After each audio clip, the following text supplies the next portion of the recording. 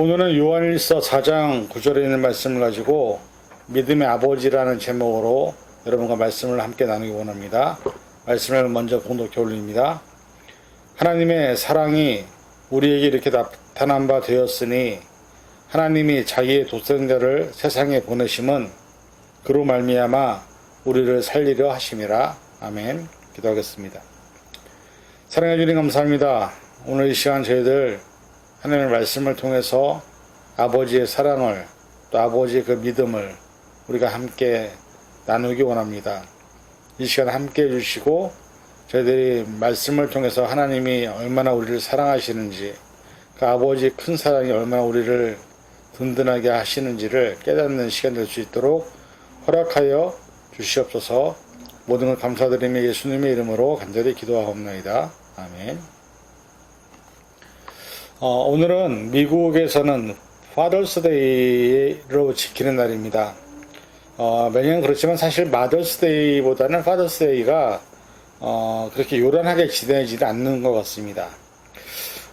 그러나 우리에게 한 가지 중요한 사실은 우리 모두는 아버지라는 존재가 있었을 것이라 생각이 됩니다. 저 역시 새 아이의 아버지로서 살다 보니 조금이나마 이제는 저희 부모님에 대한 삶을 생각을 해보게 되는 그런 시간을 보내고 있습니다. 오늘 파더스데이를 맞아서 말씀을 전하기 전에 여러분들에게 미국에서 꽤 많이 알려진 아버지와 아들의 이야기를 먼저 소개하고 말씀 안에서 우리 아버지이신 하나님에 대하여 우리의 믿음의 현실을 함께 생각해보는 시간을 갖기를 원합니다. 중증 장애를 앓고 있는 아들을 둔 한 늙은 아버지가 있었습니다. 그 아들의 소원은 철인 3종 경기에 나가는 것이었습니다. 사람들은 말했습니다. 그런 일은 절대로 불가능하다고, 그것은 미친 짓이라고. 그러나 아들은 아버지에게 자신의 꿈을 이야기합니다. 그리고 아버지는 아들을 위해서 그의 모든 것을 버리고 철인 3종 경기에 참가를 합니다. 아들이 할 수 있는 것은 아버지가 끌어주는 보트나 자전거에 누워있는 것뿐, 그 모든 것은 아버지의 몫이었습니다. 첫 경기를 참석했을 때 이 부자는 꼴찌로 돌아왔습니다. 그러나 많은 사람들이 그들을 응원하기 위해서 끝까지 자리를 지켜주었던 그런 사건이 있었습니다. 은퇴한 지 오래된 아버지 딕, 그 아버지가 미는 휠체어에 앉은 전신장애를 갖고 있는 아들 릭, 그러나 그들은 모두 철인이었습니다. 팀 호잇으로 더 잘 알려진 딕 호잇과 아들 릭 호잇 부자는 1988년 처음으로 철인 3종 세계 선수권 대회 무대에 중앙에 서게 됩니다. 당시 아버지의 아들에 대한 깊은 헌신은 많은 사람들에게 감동을 주었고 또 딕의 놀라운 운동 능력 또한 경악해 했습니다. 아들에게는 이런 도전을 한다는 것이 상상도 할 수 없는 일처럼 보였으나 마침내 아들은 다른 철인들처럼 잊지 못할 감동을 남기며 정상적인 사람도 중간에 포기하는 철인 경기의 완주에 성공했습니다. 지금까지 이 두 부자가 세운 기록은 6차례 철인 3종 경기, 그리고 완주했고 206차례 단축 3종 경기를 완주했고 64차례 마라톤에 완주했습니다. 특히 1992년부터 2005년까지 보스턴 마라톤 대회를 24연속 완주한 기록을 가지고 있습니다. 이들이 달리기와 자전거로 6,000km의 미국 횡단하기도 했습니다. 딕 호잇의 아들 릭은 출생 시 탯줄이 목에 감아 뇌의 산소 공급이 중단되면서 뇌성마비와 경련성 전신마비를 갖게 되었습니다. 이 릭은 혼자 움직일 수도 없었고 말을 할 수도 없었습니다. 병원에서는 식물처럼 살아갈 수밖에 없는 릭을 복지기관에 맡기고 잃어버리라고 부모에게 권면했습니다. 아버지는 울었지만 결국 릭을 데리고 와서 집에서 키우기로 한 것입니다. 눈이 유난히 초롱초롱하던 아이 릭의 내적인 힘을 아버지는 믿었습니다. 혼자서는 전혀 움직이지도 말은커녕 소리조차 내지 못하는 릭을 위해 아버지는 릭이 12살 되던 해에 $5,000의 비용을 들여서 특수 컴퓨터를 마련해 주었습니다. 릭이 손 대신 머리를 움직여 모니터 화면 위에 자판을 두드리고 의사소통을 할 수 있도록 하는 장치였습니다. 릭이 처음 자신의 의사를 컴퓨터를 통해서 나타낸 말은 엄마 혹은 아빠라는 그런 단어를 기대했을지 모릅니다. 그러나 당시 릭이 처음 한 말, 가지 브루인스라고 했답니다. 브루인스는 릭이 사는 보스턴 지역의 하키팀이었습니다. 불편한 몸을 가졌어도 스포츠에 관심이 많았던 릭은 15살 어느 날 TV를 보던 너무나 총명한 눈빛으로 컴퓨터를 통해서 아버지와 함께 팀을 이루어서 7km 자선 달리기 대회에 나갈 수 있냐고 물었습니다. 그러나 아버지 딕은 망설였습니다. 할 수 없다 같은 소리를 하게 되면 육신이 멀쩡한 자신이 그렇게 아버지로서 해야 할 소리가 아니었기 때문이었습니다. 생각하면 할수록 아이에게 헌신을 즉시 하느냐 마느냐, 그리고 어떻게 보면 아이에게 포기, 절망을 가르치는 그런 결정이었기 때문에 오히려 아이는 할 수 있다고 도전하겠다고 하는데 아버지가 그것을 불가능한 일이라고 하면 안 될 것 같아서, 그래서 결국은 아버지는 지금까지 한 번도 해본 일이 없었던 그 달리기를 할 수밖에 없었고 결국 휠체어를 밀면서 달리기를 시작했습니다. 아버지라는 이름과 역할, 사명이 주는 힘이었다고 그렇게 고백을 합니다. 그 대회에 참가한 0번을 달고 그들은 두 번째 완주 테이프를 끌었습니다. 끝에서 릭은 컴퓨터를 통해서 이렇게 말합니다. 아버지 달리면서 저는 난생 처음 제 몸에 장애가 사라진 것 같다는 생각을 했어요. 그때 아버지는 누구보다 뜨거운 심장을 가진 릭을 위해 자신이 그의 건강한 몸이 되어주기로 결정했습니다. 그리고 여러 대회를 출전하면서 더 큰 꿈을, 그리고 더 큰 야망을 가지게 되었습니다.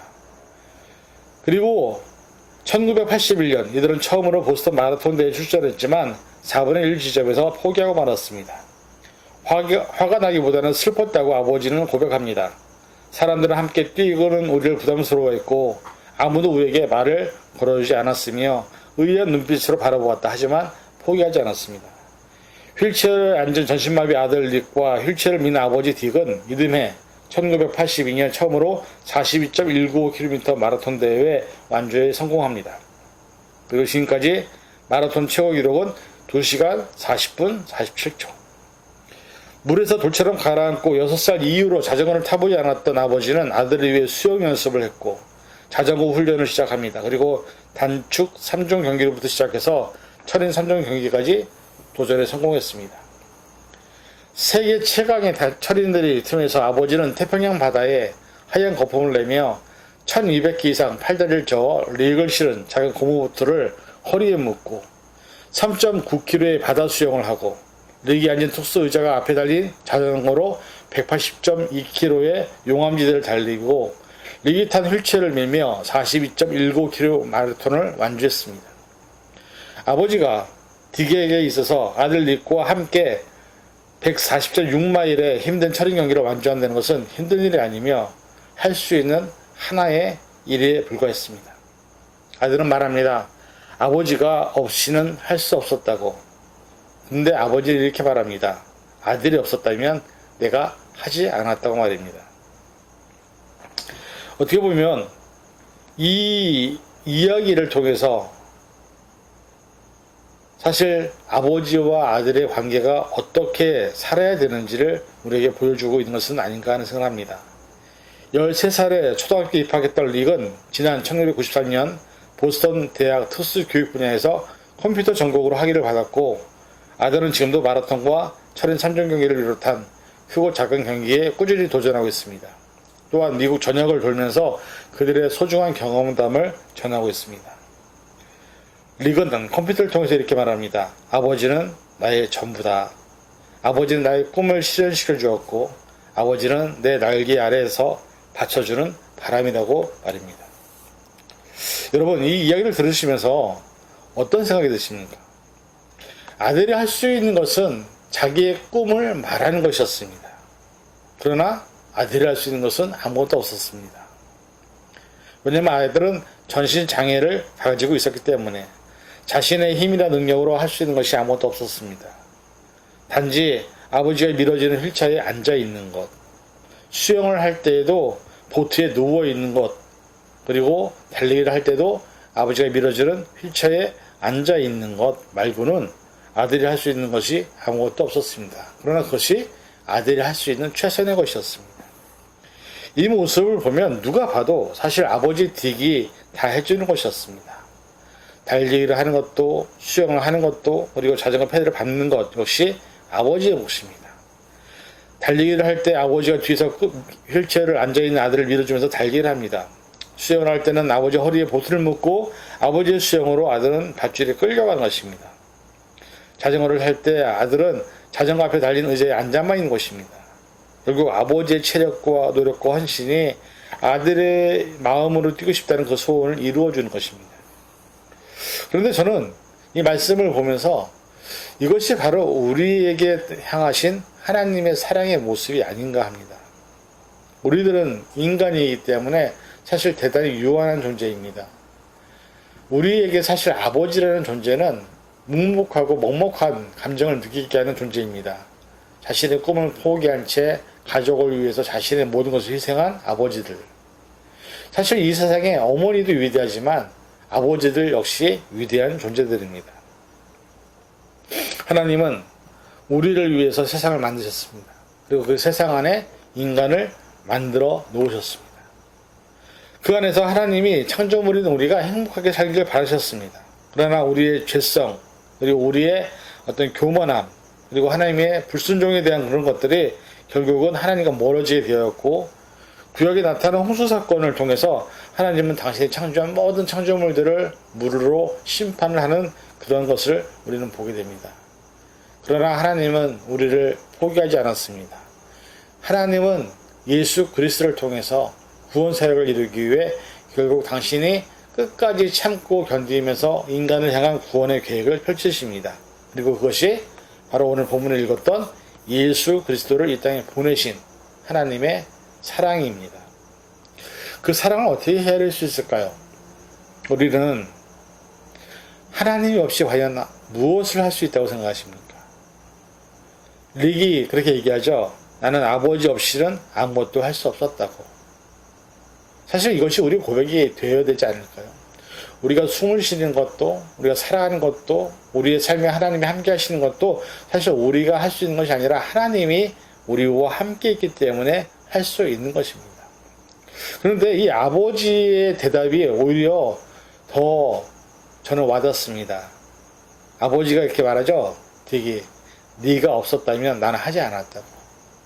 어쩌면 우리가 존재하지 않았다면 하나님이 이 세상을 창조하셨을까요? 우리가 존재하지 않았다면 하나님 이 세상의 구원의 계획을 실현시키셨을까요? 우리가 없었다면 하나님이 예수님을 굳이 이 땅에 보내실 필요가 있었을까요?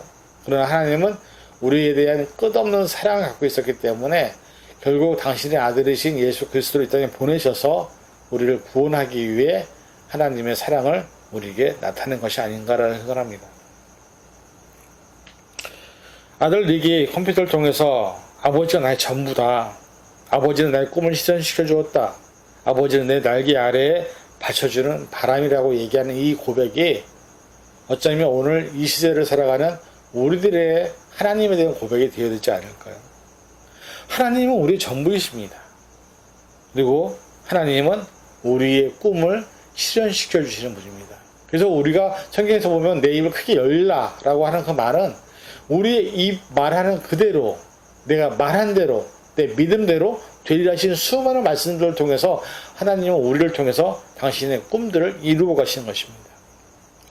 사실 우리가 하는 것은 말하는 것, 기도하는 것, 원하는 것만 있으면 됩니다. 릭이 했던 것처럼. 어떻게 보면 릭은 자신의 꿈은 달리기 참가하고 싶었던 꿈밖에 없었습니다. 그러나 그것이 그의 아버지의 모든 삶을 바꾸었습니다. 오늘 이 시간 하나님이 우리에게 바라시는 것이 그것이 아닐까요? 우리가 원하는 것, 우리가 바라는 것, 그것이 우리 욕심이나 우리 죄에 의해서 되는 것이 아니라 하나님의 나라와 그의 의를 구하는 것, 그것을 위해서 내가 말을 하고 그것을 위해서 내가 입을 벌릴 때에 하나님은 당신의 모든 것을 희생해서라도 아마 우리의 모든 것들을 이루어 주시는 분이 바로 이 아버지의 모습이라고 저는 믿습니다.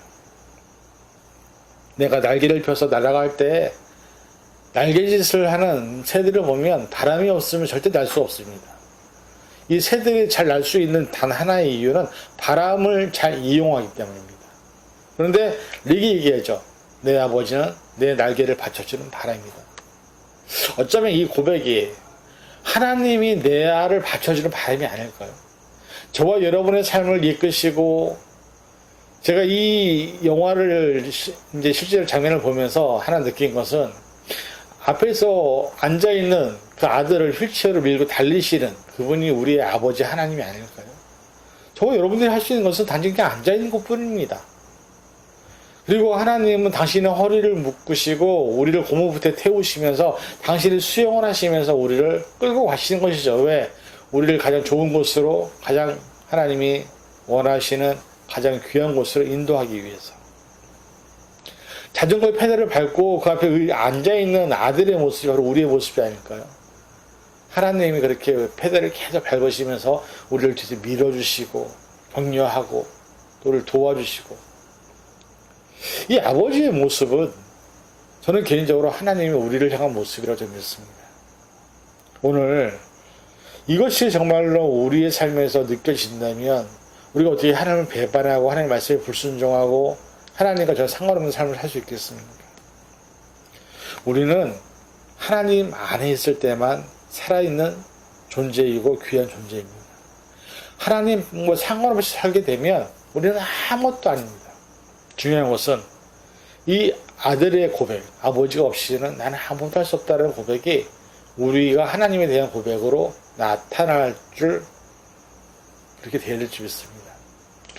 내가 하나님을 얼마나 사랑하는지, 하나님이 나의 모든 전부가 되신다는 고백하는 이 고백이 우리의 삶에서 이루어질 때 저와 여러분을 뒤에서 밀어주시고 앞에서 보트로 묶어서 끌어주시는 그 하나님, 그리고 우리가 휠체어에 앉아있을 때 뒤에서 그 휠체어를 밀어주시는 그 하나님의 놀라운 능력이 오늘 저와 여러분의 삶 속에 계속해서 느낄 때에 우리는 하나님이 내 아버지라는 사실이 얼마나 자랑스럽고 얼마나 든든하고 얼마나 정말 힘이 되는지 알 수 없습니다. 그 하나님이 우리를 살리시기 위해서 당신의 독생자를 이 땅에 보내신 그 하나님의 사랑을 이제 다시 한번 기억하시면서 우리를 지금까지 있게 하신 우리 육신적인 아버지를 우리가 다시 한번 생각하고 그 감사함을 표현하며, 또한 우리의 아버지이신 하나님 앞에 우리가 하나님과 함께 우리에게 주어진 길을 한 걸음 한 걸음 내딜 수 있는 그런 저와 여러분이 되시기를 주님의 이름으로 간절히 축원을 드립니다. 기도하겠습니다. 사랑해 주님, 아버지가 없었으면 릭은 어떤 것도 할 수 없었습니다. 그것은 우리도 마찬가지입니다. 하나님의 아버지가 없었다면 우리는 아무것도 할 수 없는 존재임을 다시 한번 고백합니다. 아버지라는 존재, 그 아버지가 있었기에 우리가 지금 이렇게 살 수 있습니다. 우리를 끌어주시고 뒤에서 밀어주시는 아버지 하나님, 그 하나님의 사랑을 다시 한번 기억하게 도와주시고 우리의 삶을 통해서 아버지의 존재가, 아버지의 사랑이 어떤 것인지를 다시 한번 깨닫는 그런 시간 될 수 있도록 허락하여 주시옵소서. 그래서 하나님의 아버지의 그 사랑 안에 날마다 거하게 도와주시옵소서. 모든 것 감사드리며 예수님의 이름으로 간절히 기도하옵나이다. 아멘.